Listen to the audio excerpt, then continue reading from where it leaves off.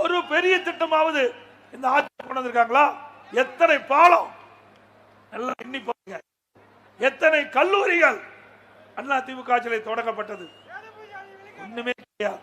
இங்க கூட சொன்னாங்களே, அரசு பள்ளியிலே படிக்கின்ற மாணவர்களுக்கு 7.5% உள் இடஒதுக்கீடு கொண்டாந்தோம்.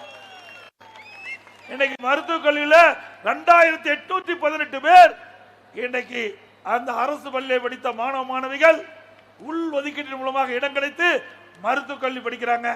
மருத்துவக் கல்வியில் படிக்கின்ற மாணவர்களுக்கு ₹1 செலவு இல்லாம அனைத்து மருத்துவ கல்வி கட்டணத்தையும் அரசாங்கமே ஏத்துக்கணும் உத்தரவு போட்ட ஒரே அரசாங்கம்.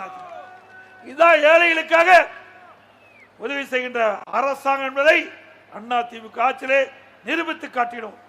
ஒரு மனிதருக்கு நல்ல குடிநீர் வேணும், நல்ல சாலை வசதி வேணும், இருப்பிடம் வேணும், நல்ல மருத்துவ வசதி வேணும், நல்ல கல்வி வேணும், விலைவாசி குறைந்து கிடைக்க வேணும், தடையெல்லாம் மின்சாரம் கொடுக்கணும். எல்லாம் செய்த ஒரே அரசாங்கம் அண்ணா திமுக அரசாங்கம்.